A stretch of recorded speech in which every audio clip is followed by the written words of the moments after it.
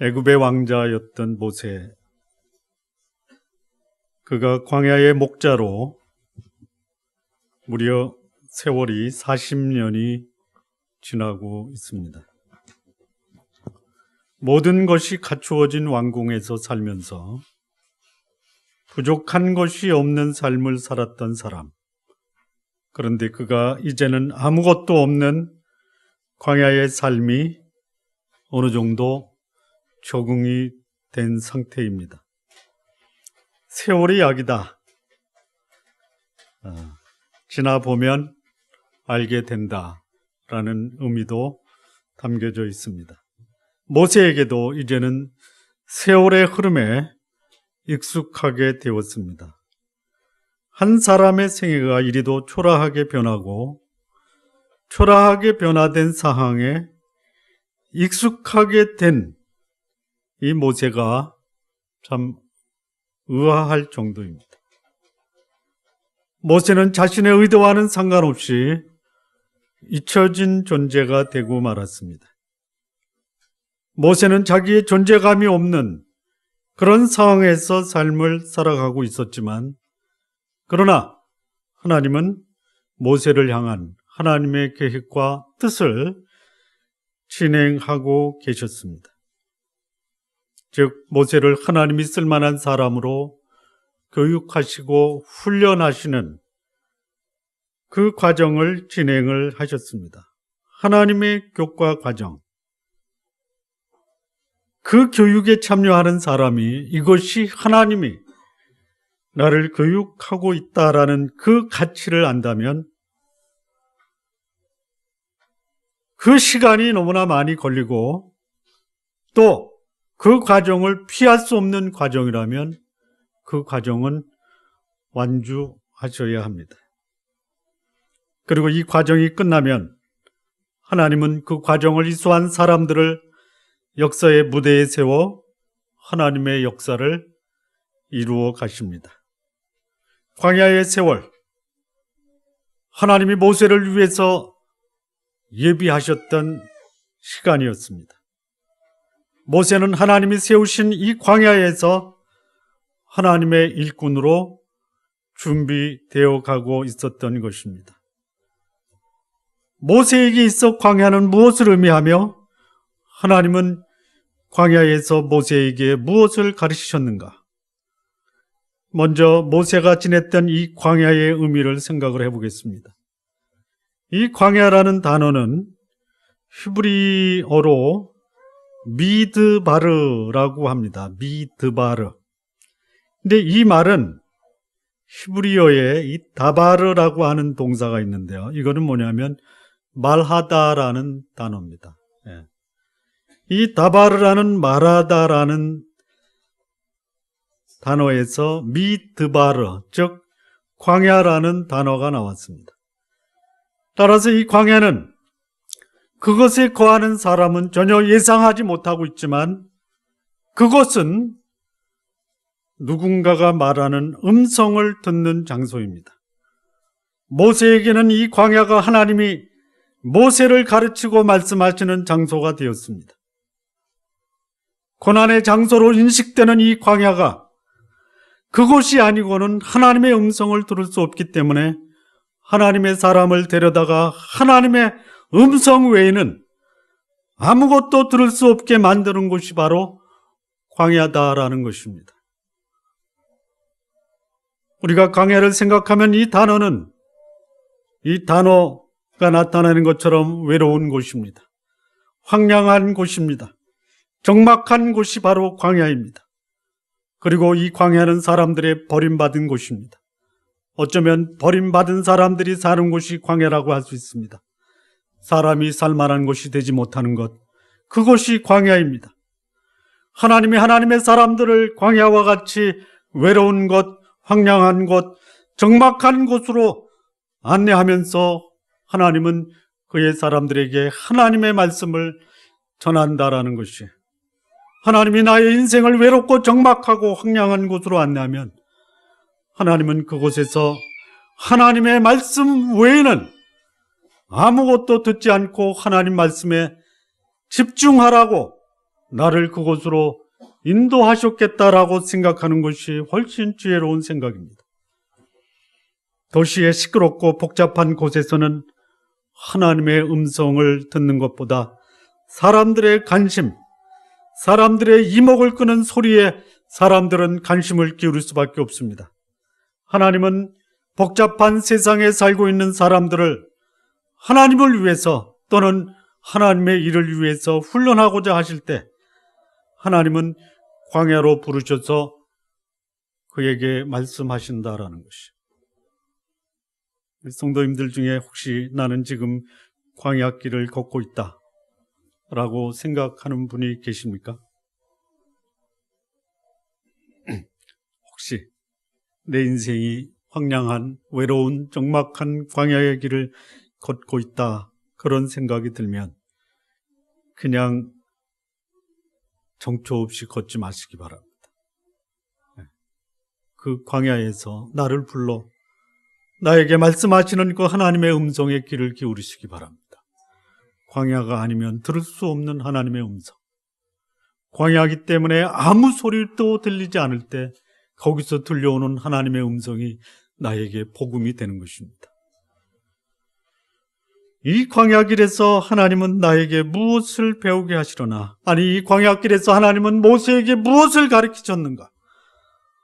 어쩌면 모세는 자기의 삶을 돌아보며 광야에서 말씀하시는 하나님의 음성에 귀를 기울일 수 있었을 것입니다. 그런데 성경을 보면 광야에서 모세가 하나님의 음성에 귀를 기울였다라는 말씀이 없습니다. 그런데 하나님은 그곳에서 모세에게 말씀을 하셨고, 하나님은 모세가 그 말씀을 알아듣던 알아듣지 못하던 하나님은 거기서 모세에게 말씀하셨습니다. 여러분이 모세의 인생을 보면 모세의 40년생이 하나님이 어떻게 인도하셨다라는 것을 대충 짐작이 가시죠. 그런데 막상 사막의 길을 걷고 있었던 모세에게는 그것이 자신에게 하신 말씀인지를 전혀 모르고 하나님이 무슨 말씀을 하고 계시는지도 모르면서 그 광야길을 걸었다라는 것이에요. 나의 인생 광야길을 걸을 때 하나님이 거기서 나에게 말씀하시는 하나님의 음성이 무엇인가? 나를 향한 하나님의 계획은 무엇인가? 들을 수 있어야 됩니다. 광야에서 하나님이 모세에게 가르치신 교훈과 교육이 있습니다. 신앙인의 인생길은 광야의 길입니다. 그 광야는 말 그대로 황무지입니다. 짐승의 부르짖는 두려운 소리 외에는 들리는 것이 없는 것입니다. 그런데 그곳으로 우리의 인생길을 인도하시는 분은 하나님이십니다. 하나님은 광야에서 그의 백성을 향한 역사를 이루어 가시는 분이십니다. 하나님이 하나님의 백성 그의 자녀들이 광야를 걸어갈 때 하나님은 그의 자녀를 그대로 방치하는 분이 아니십니다. 어쩌면 모세는 하나님 나를 왜 이렇게 광야에서 40년 세월을 허송세월하며 보내셨습니까? 라고 하나님을 향해서 원망할 수 있어요. 그런데 하나님은 그렇게 원망하는 모세를 향해서 하나님이 가지고 계신 그 교육 과정을 그대로 진행하고 계셨다라는 것입니다. 이스라엘 백성이 애굽에서 나와서 광야의 길을 걸을 때 하나님은 이스라엘 백성을 가나안에 이르기까지 그들을 향한 하나님의 뜻을 펼치셨다라고 말씀합니다. 신명기 32장 10절에서 12절 말씀을 보면 이것은 하나님이 이스라엘 백성을 광야에서 하나님이 인도하셨다라고 말씀합니다. 여호와께서 그를 황무지에서 짐승의 부르짖는 광야에서 만나시고 호위하시며 보호하시며 자기 눈동자같이 지키셨도다. 마치 독수리가 그 보금자리를 어지럽게 하며 그 새끼 위에 너풀거리며 그 날개를 펴서 새끼를 받으며 그 날개 위에 그것을 엎는 것 같이 여호와께서 홀로 그들을 인도하셨고 함께한 다른 신이 없었도다라고 말씀합니다. 하나님은 황무지와 짐승의 부르짖는 광야에서 이스라엘 백성을 만나셨습니다. 단순히 만남으로 끝난 것이 아니라 이스라엘 백성을 감싸주시고 보호하셨습니다. 또한 눈동자같이 지키시며 친히 이스라엘 백성을 인도하셨다라고 말씀합니다. 성도 여러분, 하나님이 여러분의 길을 비단길로 인도하길 원하십니까? 광야길로 인도하시길 원하십니까?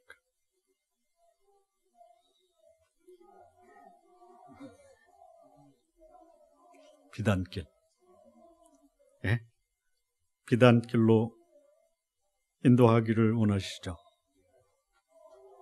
비단길을 걷고 계십니까? 예? 아니죠. 광야길이죠.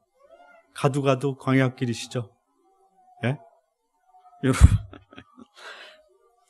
그 광야길이 하나님이 나에게 허락하신 길이다. 예. 왜 비단길로 허락하지 않고 광야길로 인도하시느냐? 궁금하지 않으세요? 예? 광야길을 걸으면서 이것이 하나님이 나를 인도하시는 길이다. 예. 하나님이 그의 자녀를 망무지와 짐승이 부르짖는 광야로 인도하셔서 나를 하나님이 만들어가고 계시다. 그러면 여러분 그 광야길을 비단길처럼 걸어가시기 바랍니다. 아멘 하셨습니다.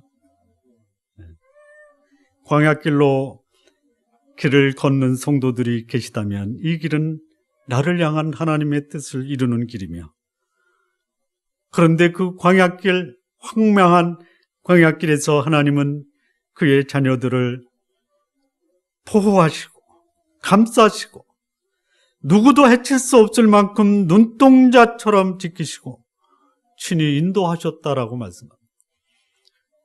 여러분, 광야길을 걸으시면서도 감사하셔야 됩니다. 왜 그러냐면 오늘 이렇게 살아있다라는 거 아닙니까? 네? 살아있음에 감사하시기 바랍니다.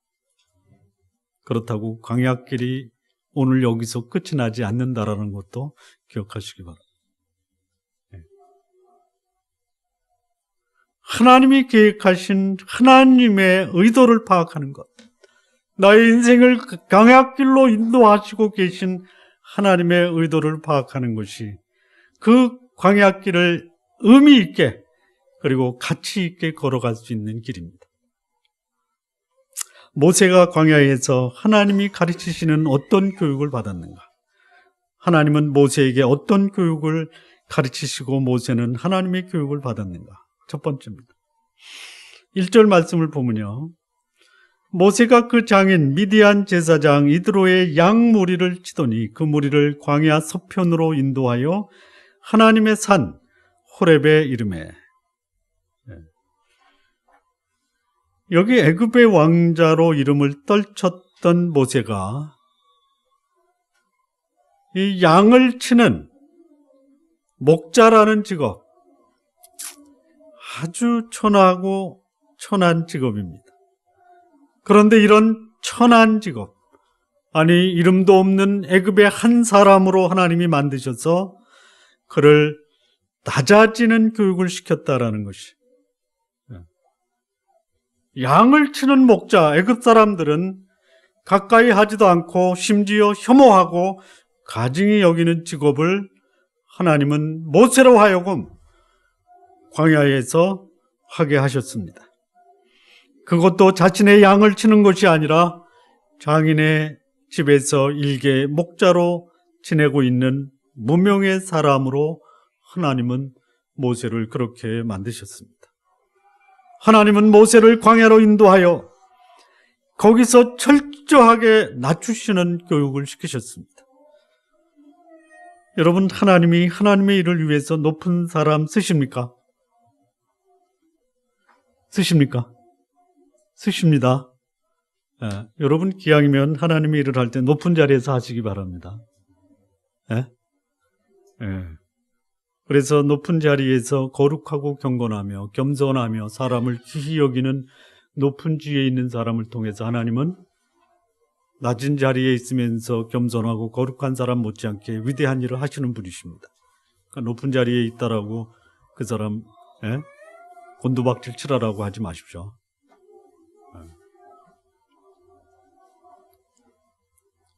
하나님이 높은 사람도 쓰시지만 그런데 그 높은 사람이 높은 척 하면서 교만하면 하나님은 그 사람을 철저하게 버리십니다. 오히려 하나님은 낮추시고 보잘것없고 이름 없는 사람을 하나님은 훈련시키시고 교육하셔서 하나님의 뜻에 합당한 그 일을 하게 하시는 분입니다.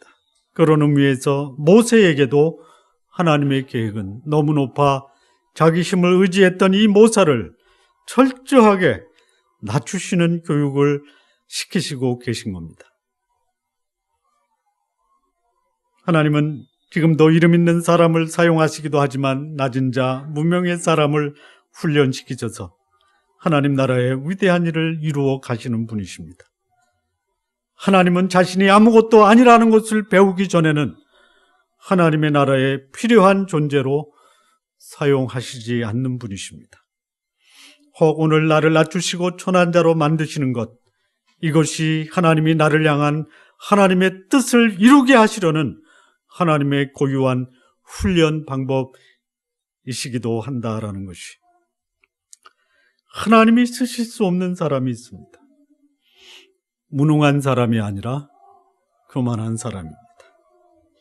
수많은 역사의 인물들이 낮은 자세로 역사의 무대에 등장했다가 교만한 자가 되어 역사의 무대에서 물러나 추락하는 현상을 우리는 수없이 들었고 또 보아왔습니다. 그래서 하나님은 하나님의 사람을 추락하게 하셔서 교만을 극복하게 하시고 이름 없는 무명의 훈련과 철저히 낮아지는 훈련을 시키셔서 사람들 앞에 고개 숙이며 살게 하시려는 훈련을 오늘 하나님의 백성들에게 시키신다라는 것이, 지금 나를 하나님이 낮추시고 비참하게 하시고 초라하게 하셨다. 참 내 인생이 이렇게 살아도 되는가 라고 하늘을 향해서 원망하는 마음을 가지고 계시다면 이것을 믿음의 안목으로 바라보시고 하나님이 나를 하나님 나라의 큰 일을 위해서 준비시키고 있구나 라고 생각하시기를 바랍니다. 두 번째입니다.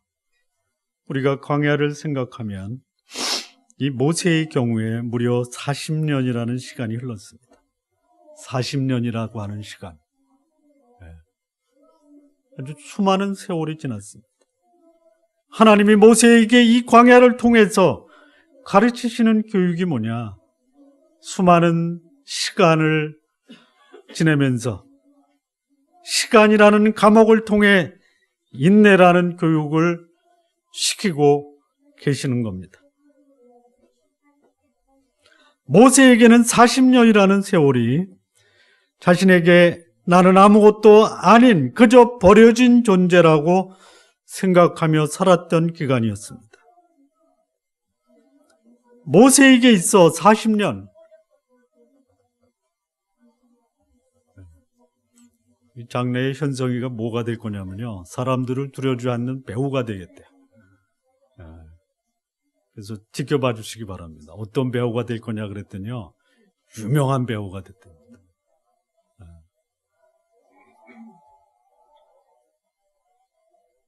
어디까지 했죠?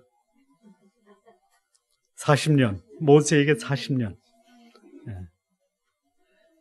자신이 아무것도 아닌 존재라고 생각했던 그 세월이 40년이 흘러간 겁니다. 모세가 그렇게 생각했어요. 40년, 이게 내 인생에 무슨 의미가 있느냐. 아무것도 아닌 존재로 생각했던 세월입니다. 자신이 대단한 사람이라고 생각했던 모세를 아무것도 아닌 존재로 만드는 기간이 40년이 걸린 거예요. 아마 모세가 광야에서 자신의 그 초라한 모습을 보고 하늘을 향해서 이렇게 소리를 쳤을 것입니다. 하나님, 당신 도대체 누구십니까? 나를 어떻게 하시려고 이 모양 이 꼴로 만들으셨습니까? 하나님이 이때 모세를 향해서 이렇게 말씀하시지 않았겠는가 생각이 됩니다. 나는 너를 아무것도 아니라는 존재라고 생각하게 만들었다. 여기에 하나님의 놀라운 계획이 있다는 것이, 자신을 믿고 무엇인가 하려고 했던 이 모세, 그런데 자신을 믿고 했던 그 행동이 실패로 끝나고 살인자로 전락되고 도망자 신세로 만들었던 자신을 믿고 있었던 자신이 자신에게 아무런 소망이 없다라는 것을 아는데 그만한 40년의 세월이 걸렸다라는 것이죠. 모세는 광야에서 대단한 자라고 생각했던 자신을 아무것도 아닌 자라, 그런 자라고 생각하게끔 만들었던 그 하나님 입장에서 봐도 인내의 기간이었습니다.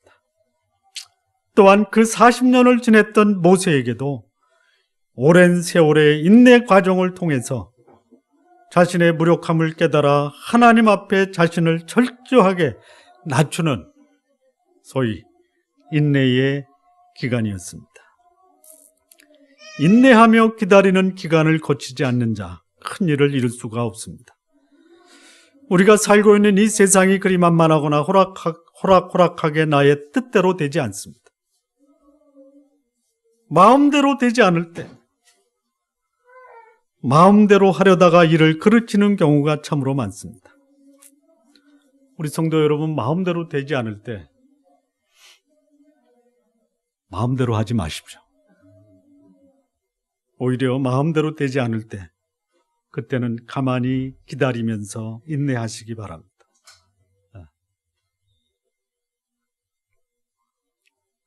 제가 이 메시지를 만들다가 가끔 저도 전혀 생각지 못했던 소위 성령께서 주시는 감동의 글이 쓰여질 때가 있습니다. 그리고 쓰고 나서 내가 이런 글을 쓸 수 있는 사람인가 라고 나 자신에 대해서 깜짝 놀라는 경우도 있습니다. 바로 그 말씀이 이것입니다. 한번 들어보실래요? 기회가 내게 오지 않는 것이 아니라 내가 앞으로 올 기회를 기다리지 않고 포기했다라는 것이죠. 적으세요. 그래서 제가 이걸 페이스북에 올렸더니요, 제 그 친구들이 얼마 안 됩니다. 근데 이 글을 올릴 때 제일 친구들이 많이 좋아요 눌렀더라고요. 좀 눌러주시기 바랍니다. 몇 명이 눌렀냐면요, 18명이 눌렀어요. 굉장히 많죠. 다른 건 또 보통 한 10개 정도 누르니 8명이나 더 눌렀어요. 기회가 내게 오지 않는 것이 아니라 내가 앞으로 나에게 다가올 기회를 기다리지 않고 포기했다라는 것이죠. 모세에게 시간의 흐름은, 이 시간의 흐름을 기다리는 것, 어쩌면 그것은 과거에 자신이 행한 이 가오에 대한 두려움을 떨쳐버리는 시간이 되었을 것입니다. 기다림을 통해서 과거를 청산할 수 있는 충분한 시간을 가졌습니다. 뿐만 아니라 기다림 속에서 자신의 초라함을 받아들이고 그 초라함에 익숙해지는 현실 적응 능력이 개발된 것입니다. 기다림은, 기다림에 대한 고통도 있지만 그 과정은 그 과정 자체로 잃어버린 것보다는 그 이상의 보상을 가져다 준다라는 것입니다. 또한 기다림은 이렇게 기다리다 보면 언젠가는 기다림의 시간이 마감이 되고 새로운 날이 올 것이라는 소망을 가져다 주는 것이 바로 인내의 삶입니다. 신앙인에게 인내는 하나님의 약속을 응답받는 커다란 그릇이 될 수 있습니다. 여러분이 준비하는 하나님의 축복을 받는 가장 큰 그릇은 여러분의 인내라는 그릇입니다. 너희에게 인내가 필요하면 너희가 하나님의 뜻을 행한 후에 약속을 받기 위함이다라고 말씀합니다. 이 말씀도 제가 써놓고 나서도 내가 이런 표현을 할 수 있나? 라는 생각을 했던 글입니다. 한번 들어보실래요? 기다림이 없는 약속의 응답은 요술방맹이처럼 그저 원하면 가져다주는 하나의 마술놀이에 지나지 않는다. 받아 적으세요. 너무 빠르다고요? 천천히 하겠어요. 기다림이 없는 약속의 응답은 요술방맹이처럼 그저 원하면 가져다주는 하나의 마술놀이에 지나지 않는다. 어떻게 이런 글을 쓰죠? 여러분, 마술놀이에 빠지지 마십시오. 네. 마술놀이에요. 하나님 금나오라 뚝딱 하면 갖다 주는 분이 아니잖아요. 네. 기다릴 만큼 기다리고 견딜 만큼 견디고. 네. 광야는 놀라운 하나님의 약속을 성취시키려는 하나님의 감추어진 비밀의 인내를 맺게 하는 장소입니다. 인내의 과정은 외롭고 고통스럽고 견디기 어렵다고 하지만 그 인내의 열매는 인내한 자만이 경험할 수 있는 커다란 기쁨과 감격을 가져다 줄 것입니다. 자, 세 번째입니다. 하나님이 광야에서 모세에게 가르친 이 교육은 무엇인가? 외로움이라는 과목을 통해서 고독의 교육을 시키셨습니다.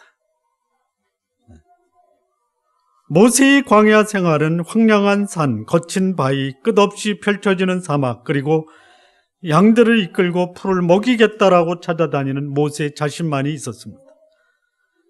모세의 온통 생각은 어디서 양들에게 먹일 풀을 찾을 수 있을까? 아무도 없는 공간에서 자신의 풍요를, 자신을 위한 풍요나 안락이 아닌 그저 양들에게 풀을 찾을 수 있다면 견디고 버텨야 하는 외로움만이 모세에게 주어졌습니다. 하나님의 사람들의 공통점이 있다면 그것은 홀로 있어 그 고독과 외로움을 아름다운 인생으로 만들어가는 독고의 삶으로 바꾸었다라는 것이에요. 여러분, 고독과 독고는 좀 차이가 있습니다. 고독은 영어로 loneliness라고 합니다. 소위 버려진 상태에서 버티는 것이 고독이라고 한다면 독고, 요거는 solitude라고 하는데요. 홀로 있어. 홀로 있는 삶에서 자신을 찾고 창조주를 만나 자신을 향한 창조주의 뜻을 발견하는 것이 바로 solitude, 독고라고 하는 것입니다. 모세는 광야에서 홀로 있는 외로움과 고독을 견디기도 했지만 그 시간을 의미 없는 시간이 아니라 그 가운데서 자신을 만들어가는 하나님의 손길을 경험하는 독고의 시간을 가졌다고 볼 수 있습니다. 이 지도자, 특히 이 영적 지도자는요, 무리와 대중 속에서 존재감을 드러내는 것이 아닙니다. 오히려 전능자 앞에서 자신이 아무것도 아닌 자신의 철저한 무력감을 경험하고 자신을 향한 하나님의 뜻을 알기까지 버티고 견디는 삶을 살아내는 것이 바로 하나님이 세우신 영적 지도자라는 것이에요. 어떤 사람이 자신의 야망을 이루기 위해서 큰 일을 이루고 자신을 겸손한 척하기 위해서 큰 건물을 준공하고 준공식 하는 날 그 무대 앞에 이렇게 썼습니다. 하나님이 하셨습니다. 그거를 읽고 알만한 사람은 뭐라고 얘기하겠습니까? 제가 조금 심하게 할까요? 예? 웃기고 고독이 아닌 이 독고의 시간, 그 독고의 시간 내면에, 그것이 내면에 자리 잡고 있는 사람은 다른 사람 자신 환경에 대해서 이 쓴뿌리와 분노를 처리하는 하나님의 치료의 시간이 될 수가 있습니다. 수많은 대중 앞에 서기를 좋아하는 사람, 때로는 자신을 잃어버립니다. 하나님도 잃어버리고 살다가 자신의 삶이 얼마나 초라한지를 알게 됐을 때에는 이미 때를 놓쳐버리고 말 수도 있다는 것이. 광야의 시간은 나를 돌아보고 하나님 앞에 홀로 서서 나를 향한 하나님의 손길을 경험하는 하나님의 배려임을 깨닫는 자가 하나님 앞에 큰 일을 할 수 있는 사람입니다. 네 번째입니다. 하나님이 광야에서 모세에게 어떤 교육을 시키셨는가? 광야라는 이 불편한 감옥을 통해서 적응이라는 교육을 시키셨습니다. 광야를 생각하면 바람만 막고 이슬만 막고 들짐승의 공격만 막을 수 있다면 그것이 광야를 경험했던 사람들에게는 그것이 광야에서 경험하는 천국이다 라고 고백을 합니다. 우리 한국 남자들은 거의 대부분 몇몇 그 신체적 장애나 정치적 권력을 가진 자 빼놓고는 다 군대를 갑니다. 그 군대 생활할 때 제일 극적인 반전이 언제냐면 겨울에 동계훈련 한 달 동안 야외에서 텐트 치고 완전히 짐승 같은 생활을 하다가 훈련 복귀하고 내무반에 오면 내무관이 뭐 같죠? 천국 같죠? 이거 경험해보지 않은 사람은 몰라요. 한 달 동안 우리 둘째가 철책전에서 21개월 근무하고 제대했는데요. 이 텐트 생활을 하다가 내무반 애들이 천국이에요. 근데 지금 천국 다시 갈래? 가겠습니까? 이렇게 얘기해요. 군대에서 너무 많은 교훈과 또 성장할 수 있는 기회가 됐습니다. 그럼 그 사람에게 다시 갈래? 안 가죠. 광야가 그런 곳입니다. 적응하면 어디도 천국이 될 수 있는 것이. 하나님은 모세를 이런 불편하고 또 견뎌야만 하는 광야로 인도하셨습니다.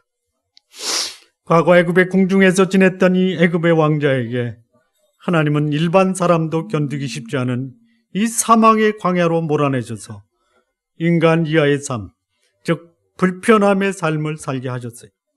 정신적으로 또는 육체적으로 이 불편함과 이 고통의 과정을 겪는 것 참으로 견디기 어려운 삶이라고 할 수 있습니다. 하지만 지도자는 편안하고 안락함에서 남들이 부러워하는 삶을 사는 삶을 추구해서는 안 됩니다. 또한 남들이 부러워하는 삶을 위해서 지도자가 되려고 해서도 더더욱 안 되는 것입니다.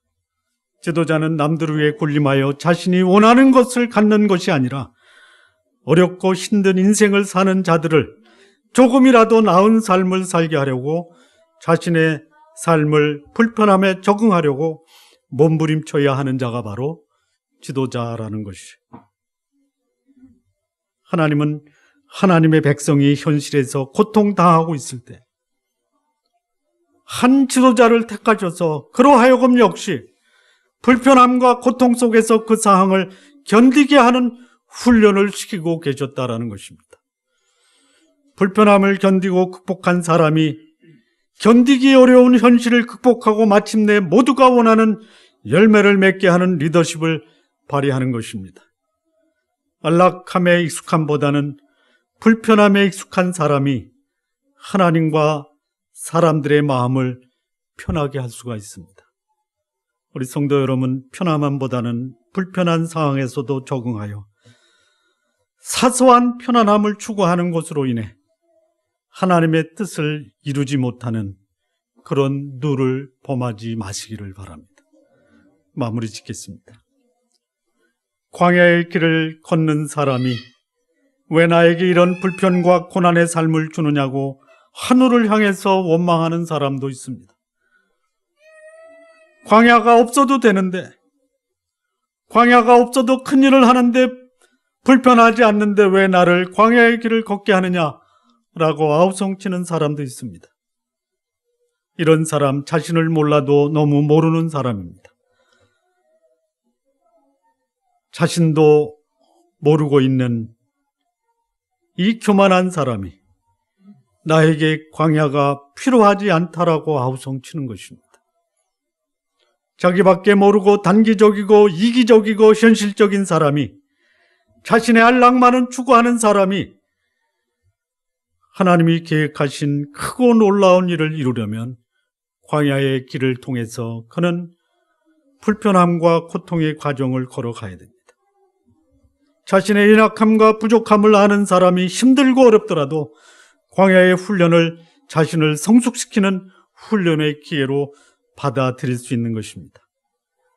하나님께서는 광야의 길을 통해서 나를 낮추시고 더 낮추셔서 낮아진 다음에 더 높이 올리시는 분이 바로 하나님이십니다.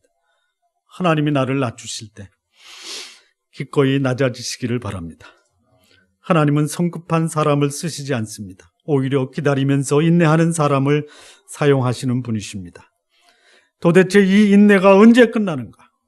힘든 인내의 기간을 걷고 있다면 그 인내가 끝나는 날이 나를 하늘로 피상시키는 기회가 될 것이다라는 것을 기억하시기 바랍니다.